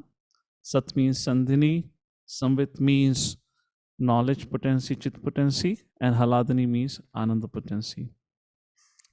Then tathastha, that is jivatma, and that is discussed in the 7.5.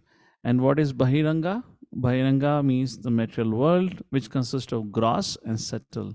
Gross is earth, water, fire, air, ether, and subtle is mind, intelligence, and false ego. And what's the relationship between para and apara? The living entity who is in this world has come to this world because he wanted to exploit or enjoy apara shakti of the Lord. But while doing that, he forgets he is also a prakriti. He also belongs to the Supreme Personality Godhead. While trying to exploit and enjoy prakriti, apara prakriti, he forgets about his own constitutional position and thus becomes entangled in this material world. That's the whole thing about it. And then Srila Prabhupada talks about it, that how three Vishnu expands in the puppet, Karana Daksha Vishnu, Garbho Daksha Vishnu, and Shiro Daksha Vishnu. Like that. Prabhupada quotes, about from Narada Pancharatra about these three Vishnus. And the last verse, which we just discussed before the break, Krishna is the maintainer and the essential principles. Science teaches us life comes from chemical, but Krishna tells us everything rests upon me, everything comes from me. Even the chemicals has come from Krishna. Even the mind of that fellow who gave this theory also came from Krishna, like that. So that's a point about it here. So can you show me God? Generally we talk about in two contexts. One is unseen is proven by the seen, and second is cause and effect. So this is the way we address generally. So these are the set of verses. Unseen is proven by the seen. All this cosmic manifestation which is existing, but nothing but part and parcel of the Lord. And 6 and 7 verse talks about the cause and effect, how Krishna is the source of that. So to conclude this, 3 very important lessons are from these set of verses. First, Lord and Jiva are not equal. Second, everything belongs to Lord. Therefore, Parashakti is supposed to engage Apara in the service of the Supreme Personality of Godhead. If you don't do it, then you're entangled. We get bound by the laws of karma. Third, Krishna is the essence and cause of everything. Like that has been a discussion so far. Now, to further establish this point that how you can see me everywhere, Lord Shri Krishna would give several examples for it in the verses from verse number 8 to 11. Like he is the taste of the water, he is the light of the sun, he is the ability in the man, or the success of the man, like that. Through this, the person who has got the knowledge, for example, Srila Prabhupada walking on a beach, San Francisco, beautiful sunrise, disciple says, "Look, Prabhupada, what a beautiful sunrise." And Prabhupada said, "Oh, the painting is so beautiful, how beautiful will be the painter." So here Krishna gives us example to understand that all the vibhutis, all the opulences comes from Krishna. This is a very common example that we give in a fundamental lessons on spirituality, which is that if a child comes back home early and he sees a father's car key kept on the dining table, although he has not seen the father, because he saw the car key, he immediately remembers the father. So when we are trained in this knowledge, as Krishna is talking about here, that how I am the province, I am the source, I am the light of the sun, of the moon, I am the taste of the water, like that, each one of us and everyone can be trained to experience the presence of Krishna. So this whole subject matter from verse number 4 to 12 is about where Arjuna asked the question, "My dear Lord, if somebody asks me, can you show me God? So how can I answer them?" So Krishna says, "Well, I am present everywhere through my energies and through my vibhutis." Now the examples of vibhutis are given. I hope this is making sense. So once we are educated, once we are learned in this, when we have knowledge of this, then we can have realization of it. That's the subject matter. Let's take a look from verse number 8 to 12. We can just read out for that reason. 7.8. Rasoham apsukanteya. Rasa, taste. Aham, I. Apsu means water. I'm the taste in the water. If there is no taste in the water, water means nothing actually. For example, the sea water. We don't drink sea water. We cannot drink it. So I am the taste. So that ability that makes it useful, that comes from the Lord. I'm the taste in the water. Prabhasmi Shashi Surya. Shashi Surya means the moon. Surya means the sun. The light. I am the light of the sun and the moon. Pranavaha Sarva Vedeshu Omkara. Pranavaha, the three letters. Om, A-U-M. It's not Om. Om, like that, there's a Sanskrit they pronounce. Pranavaha Sarva Vedeshu. Sarva Vedeshu, all the Vedic mantras start with the sound of Om, like that. Shabdakhe, I am the sound in the ether. And the fifth, Purusham Nushu, I am the ability in the man. Like that, Lord Shri Krishna now gives examples after examples. Please read out the translation. Mother Midhavani, your hand is up. Go ahead.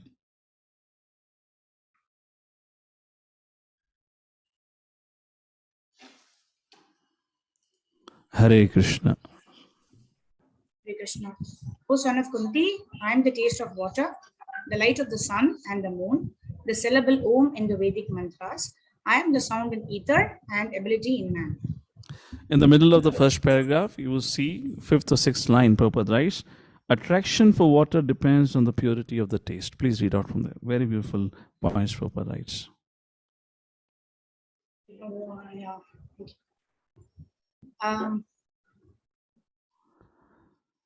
Attraction for water depends on the purity of the taste, and this pure taste is one of the energies of the Lord. The impersonalist perceives the presence of the Lord in water by its taste, and the personalist also glorifies the Lord for his kindly supplying tasty water to quench man's thirst. That is a way of perceiving the Supreme. Practically speaking, there is no conflict between personalism and impersonalism. One who knows God knows that impersonal conception and personal conception are simultaneously present in everything, and that there is no contradiction. Therefore, Lord Chaitanya established his sublime doctrine, Achintya Veda and Abheda Tattva, simultaneous oneness and difference. Thank you, Hare Krishna. Prabhupada goes ahead and speaks about the light of the sun and moon, comes from Brahma Jyoti, and the Brahma Jyoti is nothing but the effulgence of the Lord's body. That is what is being described like that. And the last line, Prabhupada says, those who do not know Krishna are in illusion. And so knowledge of Krishna is liberation, and ignorance of him is bondage. So when you drink water next time, you may say, Aha, Krishna. Krishna says, Sukante. All right, text number 9. Punyogandha prithivyam cha tejas chasmi vibhavasu jivanam sarva bhuteshu tapas cha asmi tapas vishu. Anshul Prabhu, go ahead, read out. Hare Krishna. I am the original fragrance of the earth. I am the heat and fire. I am the life of all that lives. And I am the penance of all ascetics. So I am that heat and fire which helps in digestion. Somebody is having indigestion, should chant extra round. Hare Krishna. I'm just joking. I am the original fragrance. Please read out the first paragraph. Punya means that which is not decomposed. Punya is original. Everything in the material world has a certain flavor or fragrance, as a flavor and fragrance in a flower, or in the earth, in water, in fire, in air, etc. The uncontaminated flavor, the original flavor which permeates everything, is Krishna. Similarly, everything has a particular original taste, and this taste can be changed by the mixture of chemicals. So everything original has some smell, some fragrance, and some taste. Vibhavasu means fire. Without fire, we cannot run factories, we cannot cook, etc. And that fire is Krishna. The heat in the fire is Krishna. According to Vedic medicine, the indigestion is due to a low temperature in the belly. So even for digestion, fire is needed. In Krishna consciousness, we become aware that earth, water, fire, air, and every active principle, all chemicals and all material elements are due to Krishna. The duration of man's life is also due to Krishna. Therefore, by the grace of Krishna, man can prolong his life or diminish it. So Krishna consciousness is active in every sphere. So Krishna consciousness. Text number 10. Bijam mam sarva bhutanam vidiparth sanatanam. I am the seed, original seed of all. Buddhi buddhimatam asmi. I am the intelligence of the intelligent. Tejas tejasvinamaham. I am the prowess of all powerful man. Therefore, at the beginning of this chapter, where I was saying, if somebody would have to read this, they may say, just like Baldev Vidyabhushan said, now Krishna, out of his utter compassion, is speaking about himself. But somebody may say, oh, looks like Krishna is aggrandizing himself, is boasting about himself. But no, that's the difference between devotee and non-devotee. Mother Chintamani, Mother, you have your hand up. Please read out. Text number, oh, you got muted. Unmute, please. Translation.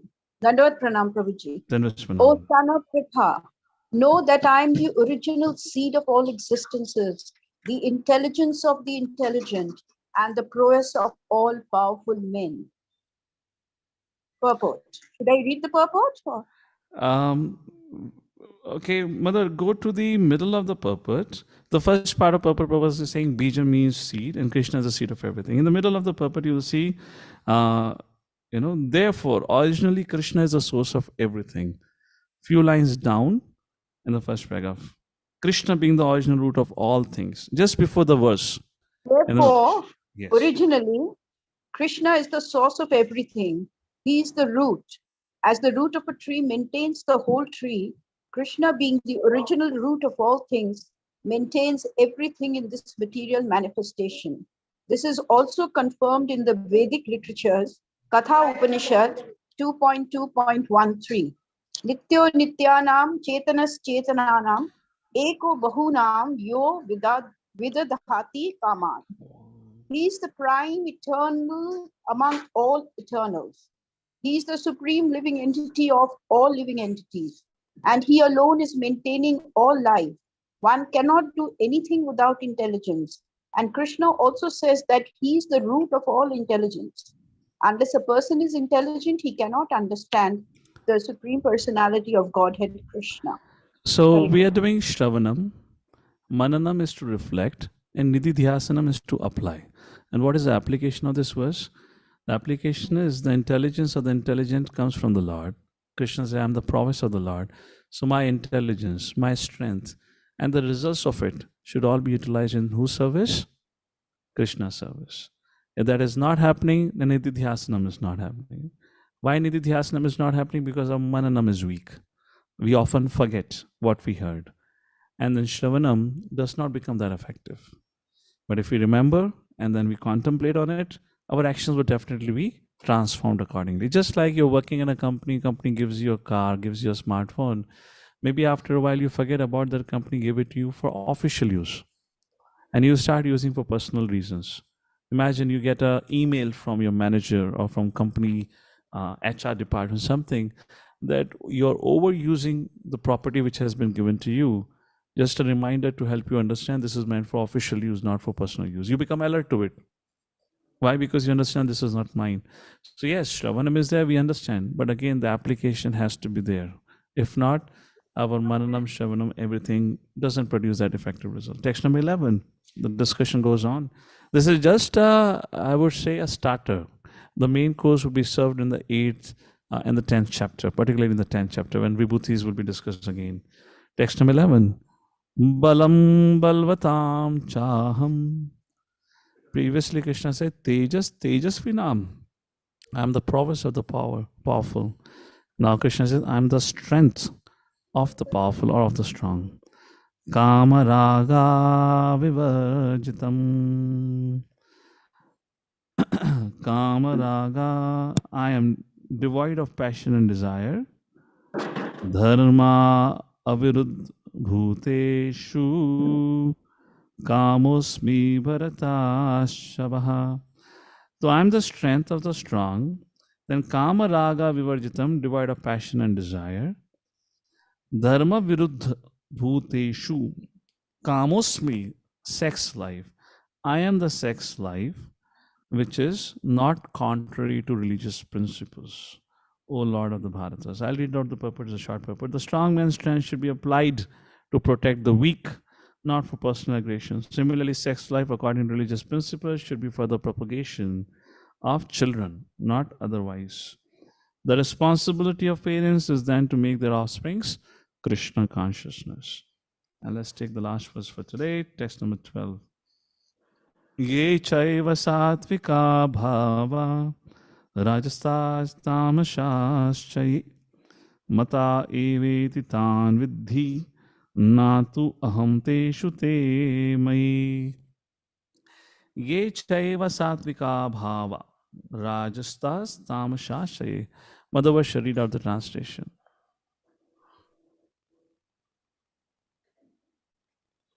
Are you able to unmute yourself? Yes, you're unmuted.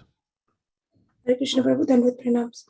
Know that all state of being, be they good of goodness, passion, or ignorance, are manifested by my energy. I am in one sense everything, but I am independent. I am not under the modes of material nature, for they, on the contrary, are within me. Very nice purport. Please read the purport. All material activities in the world are being conducted under the three modes of material nature. Although these material modes of nature are emanated from the Supreme Lord Krishna, he is not subject to them. For instance, under the state laws, one may be punished, but the king, the lawmaker, is not subject to that law. Similarly, all the modes of material nature, goodness, passion, and ignorance, are emanation from the Supreme Lord Krishna. But Krishna is not subject to material nature. Therefore, he is nirguna, which means that these gunas, or modes, although is issuing from him, do not affect him. That is one of the special characteristics of Bhagwan, or the Supreme Personality of Godhead. Thank you. So how do we see Krishna everywhere? Krishna is a maintainer and the essential principle. We should use Lord's given gifts, his strength, the prowess, the intelligence, in the service of the Lord, but not for selfish purpose. By this knowledge, we can gain freedom from envy. And then Arjuna had a doubt, right? Somebody asked me, can you show me God? So what do I answer? This is what the answer Krishna says. Then Arjuna thought, my dear Lord, if you are all pervasive, if you're present everywhere, then why is there still a wholesale denial of the Supreme Personality of Godhead? And this brings us to the third section of this 7th chapter, where Krishna will answer this doubt. And it's an interesting doubt. And here in the third section, Krishna would answer, where Lord Shri Krishna would say, well, there are two reasons why people accept or reject me. The first reason for accepting or rejecting is everyone is under my magic spell. That is called as gunas. Devi, excuse me, Devi Isha Gunamai. And now in the third section of Bhagavad Gita, the gunas will be discussed elaborately in 14th chapter, 17th chapter, 18th chapter. And second reason why people are not able to accept me or reject me either way, it depends on one's piety and also knowledge. What it is, that we shall see next time when we meet. We don't have class next week because I believe it's the Diwali break next week, right? What's the date today? 15th. Today is 15th. So next weekend is a Diwali break. So we'll be catching up on the 29th of this month, where we'll have the second part of discussion. We will conclude the 7th chapter, after which you have a holiday. Not exactly a holiday, a study break for you to prepare for your exam, which follows up a week after that. So with that, we'll pause here. The two main things that we discussed today. First thing is about how do we serve the Lord with faith. Krishna says faith comes from knowledge. Knowledge comes from hearing. Taste for hearing develops from seva. So it all begins with that. And how to make the hearing effective. We discussed about the process of hearing, Shravanam, Mananam, Nididhyasanam, like that. And Krishna spoke about that, Arjuna, I'm going to give you the knowledge, knowing which you don't have to know anything else. I'm going to give you the complete knowledge. What is a Jnana and Vijnana? Jnana is the knowledge about the prophets of the Lord. Vijnana is knowledge about the sweetness of the Lord, which means his wonderful pastimes. Knowing that, there is nothing else remaining to be known. And then Arjuna asked, my dear Lord, well, if somebody challenges, can you show me God? How do I answer? Because you're the Supreme Personality of Godhead. Everyone does not have access to you. They cannot perceive you. And then Krishna began to speak about his energies. I am the controller of both Para and Apara Shakti. And the Para is trying to exploit Apara. Para here refers to Jivatma, who's trying to exploit. And this material world is nothing but the combination of both Para and Apara, where Para is trying to exploit Apara, but ends up getting exploited by Apara. That is why he gets entangled. He is not using it, but he ends up getting utilized by the Apara. So unless he takes to Krishna consciousness, unless he understands the process of his disentanglement, he continues to live in this world, get caught up in samsara chakra. And then how can I be perceived everywhere? And Krishna spoke about his nature, his tattva. I'm the cause of all causes. Mata paratam nanyat. And then how can we perceive Krishna everywhere? I'm the taste of the water, I'm the light of the sun and moon, I'm the strength of the strong and the prowess of the powerful. I'm the intelligence of the intelligent. Like that Krishna speaks about it, he gives a glimpses of his vibhuti. And what is the meaning of it? Unseen is proven by the seen. We cannot see Krishna with our material eyes, but at least we see the matter. Krishna says it belongs to me. So once we have that knowledge, now we can understand the presence of the Lord. Like that, the subject matter has been discussed here. And then we ended our discussion with Arjuna's another question, where Arjuna had a doubt. He raised a question, my dear Lord, if you're present everywhere, then why there is a wholesale denial of yours? Krishna says, because everyone is covered over by my material energy. Just like if you see a magic show, if you have ever seen a magic show, it's nothing but the tricks of the hand, or maybe tricks of the mind. But it looks like things are appearing and disappearing, but there's no appearing and disappearing. It's just a trick. So we get covered over like that. And second is because of our piety and knowledge, the factor comes into play. 4 kinds of people who surrender and 4 kinds of people who never surrender. That would be the answer Krishna will give. We'll see that next time. With that, thank you all for your kind attention. Jagadguru Srila Prabhupada Ki Jai. Any questions, any comments, any clarifications?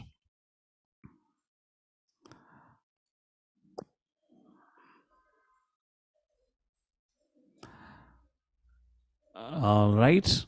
Everyone seems to be in a blissful state in the auspicious month of Kartik. So wish you all a wonderful and happy Kartik month. May you remain blissful like this forever. So I guess, okay, there are some hands up. Anshul Prabhu, anything online? I'm going to check it out. Yes, Anshul Prabhu. Then I'll come to Madan Anjana. Yeah, Hare Krishna Prabhu. Prabhu, one question. So here we have said that to develop faith, we need knowledge, and for knowledge we need hearing, and for hearing we need service attitude, right? Whereas I'll give you one example. Yeah, very famous example of Bhakti Siddhanta Saraswati Thakur Maharaj. One wealthy man came to him and he said, Swamiji, prashn puchna hai, puchun kya? Swamiji bole, I'll answer your question after 3 days, but for the next 3 days I want to do something. Go to the kitchen, wash pots. After those 3 days, then Bhakti Siddhanta Thakur himself called him. He said, come here. What was your question? He said, Swamiji, answered. No more question. I mean, this is a real life example. Okay, go ahead. Yeah, so whereas in Nectar of Devotion, we studied that in Adav Shraddha, we studied that the stages of bhakti start with Shraddha, faith.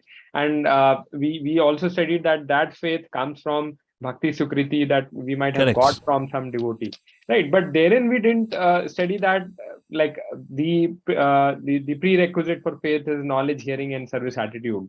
So how do we reconcile that? There is that faith is different than this faith. Shraddhavan bhajate yomam. That faith is just some liking or interest. For example, you have faith in food and you happen to like ISKCON khichdi. You have a faith in ISKCON khichdi that is tasty. That is now how you're going to do bhakti. The faith which is being discussed in Bhagavad Gita, 6th chapter, 47 verse, Shraddhavan bhajate yomam. With faith, render devotional service. Now somebody is going to ISKCON just to eat khichdi. That is devotional service. but it's not exactly in true sense devotion service also, because he just likes khichdi, he's eating it. But he's eating Krishna Prasadam, so we say it Prasadam Seva. We call it Prasadam Seva, he calls it lunch and dinner. There is a whole set of difference.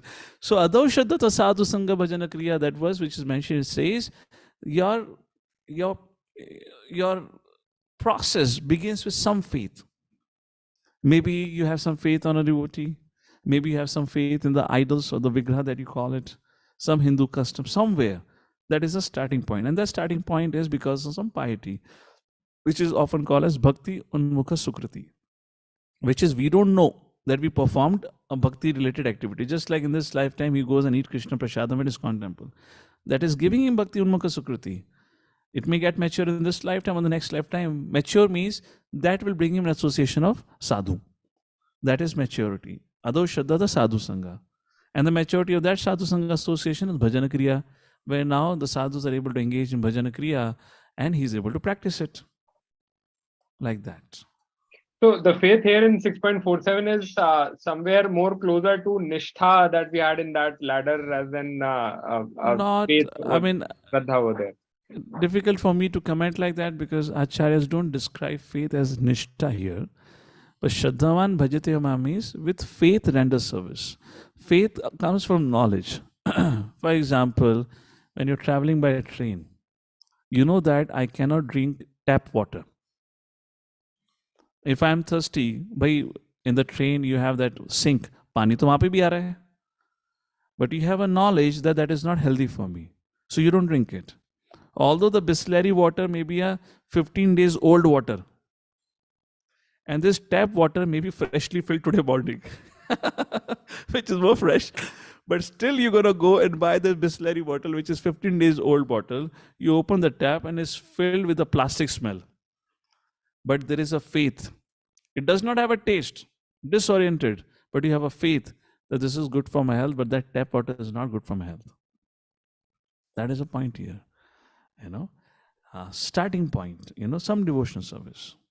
Even for us to just to be able to, let's say, offer some seva to the Lord, there has to be some faith, na? Chanting the holy names of the Lord, attending classes, there's some faith, this is going to help me. That's how bhakti happens. Eating only Krishna Prasadam means faith, lot of faith. That is what it means here.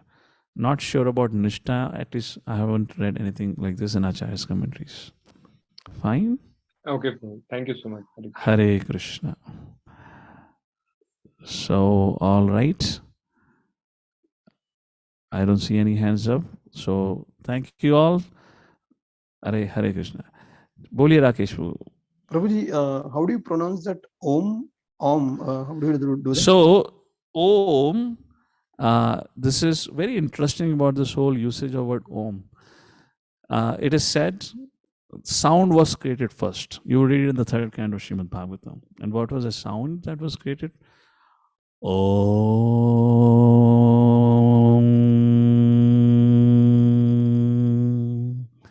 Now this is a universal sound. Why it is a universal sound?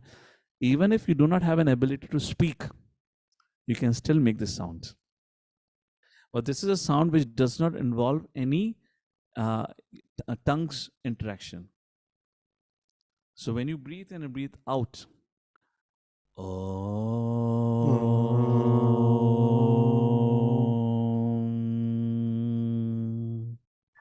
now we don't generally do like this. Imagine if I start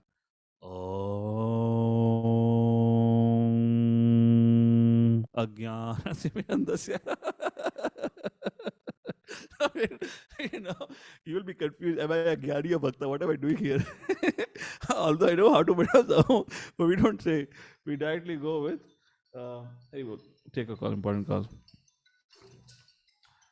Oh wait, let it be. Sorry, we have festival today evening, so I'm just a little bit doing parallel management. I'll call up after this. That's the reason I kind of concluding the session also early. All right, Rakesh Prabhu? Okay, Prabhuji. Okay. Hare Krishna. Hare Krishna. I saw some question come somewhere. Padma Govind Prabhu, yes. You want to go ahead and speak? What's your question? Hare Krishna Prabhuji, Dandavat Pranam. Where are you? Don't see you on the screen. Okay, no problem. Yeah, I see you now. Go ahead, speak up, Prabhuji. In verse number 8. Just 1 second.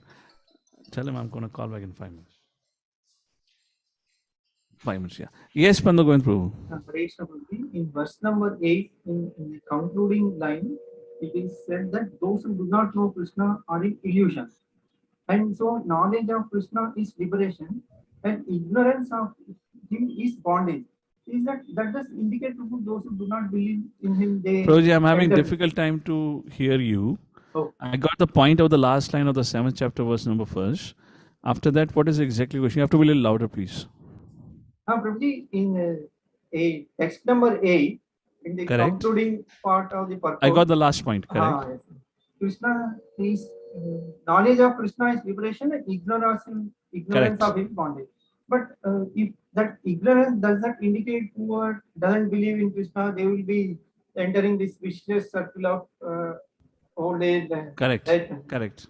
Is that indicative of that part, Prabhuji? Yes. Ignorance of Krishna means one who doesn't believe in God, who doesn't know. Now, well, here Krishna says one who does not know, which means Krishna, the Lord himself, that way. Now, there could be different interpretations. One is about the Lord's personal form. Ishopanishad says those who deny the existence of the Lord, but they understand we are not the body but spirit soul, but they deny the personal form of the Lord. And they say everything has been created by Maya, like that.